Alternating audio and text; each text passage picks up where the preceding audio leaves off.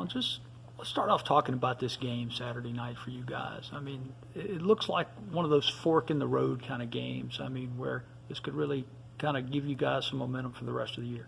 Yeah, absolutely. One of the biggest things to me and, to the older guys is we haven't beat Arkansas since we've been here.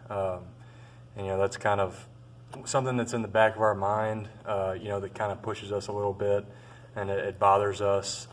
We see this as a great opportunity. We just got to take advantage of it. We got to execute, and that's what we're looking forward to do, and that's what we've, kind of transition practice. Everybody's been locked in. We've been focused, and so I do believe this is a big opportunity to kind of, turn that corner. Does it bother y'all just because there's been kind of some unique finishes in this game? Yeah, I remember. I remember my heart dropping on that play. I won't talk about it, but so there's definitely been, close margins. Just last year, I know everybody's upset that we didn't, and disappointed in ourselves for not, closing that one out, and that's why we see this as a big opportunity. How do you feel health-wise? I know you've had some minor stuff in the first couple of games. Yeah, I feel pretty good. I had something. I had like a couple sprains against Texas Tech, but after that, I've been putting myself back together every Sunday. But it's not that bad. This is probably the best I've felt in the 4 years I've been playing.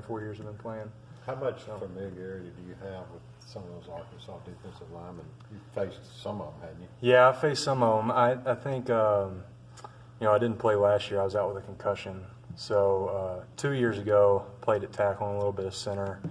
I think 3 is a guy that I'm kind of familiar with. He didn't play as much back then. So it's kind of more of a new front. And what about them? Well, they're good. They're solid players. They're just big guys. They like to, they play in their gap, and just big solid guys. So we gotta play low and move them out of the gap and execute. So.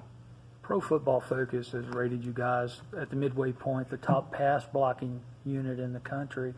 I mean, you've been here 5 years. Talk about the evolution you've seen on the Ole Miss offensive line from the time you got here to this unit now. Yeah, so that's always something that we take pride in, is protecting the quarterback and protecting Jordan, make sure nobody touches him. We're watching film, we're skipping through and seeing guys touching the backs from the opposing teams, and that we just kind of say to each other, like, that's not going to be us. We're not going to let them touch Jordan like that. Obviously, you got guys like Laramie, who's one of the best pass blockers in the country when we first started. And then, across the front, everybody's, looking to execute and do their job in pass protection.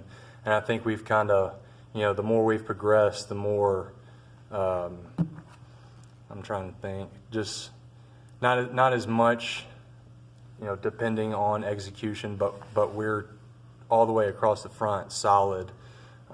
In terms of pass protection, moving your feet, just a bunch of talented guys up there. Sean, sore subject, but you guys have not done well against SEC defenses so far in the first 2 games. Yeah, just kind of a chance to maybe break out of that, you think?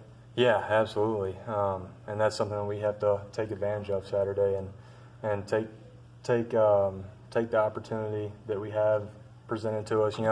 LSU was a big opportunity that we saw, and things obviously didn't go as planned, but that's one of the biggest things we look forward to Saturday, is kind of bouncing back and getting the ball rolling. So we're excited. Has it felt, as an offense as a whole, in those 2 games, has it felt more self-inflicted than anything else the defense was doing?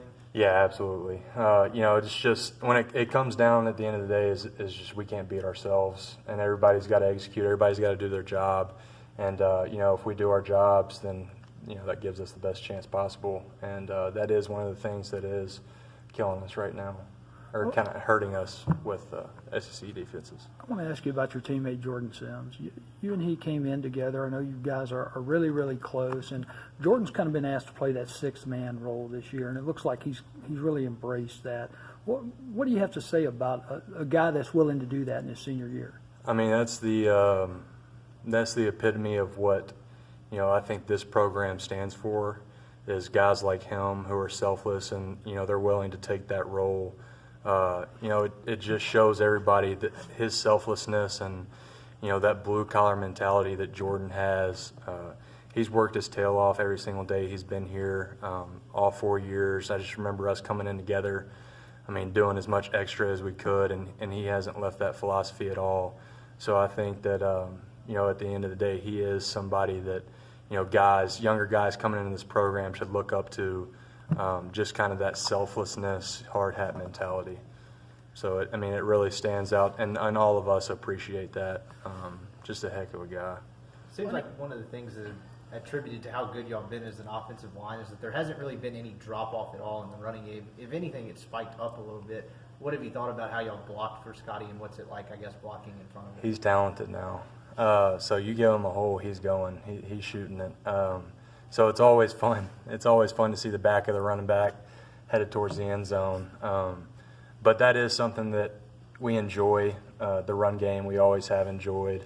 And just seeing a talented guy like that and being a part of it, it is special. So it's fun to see.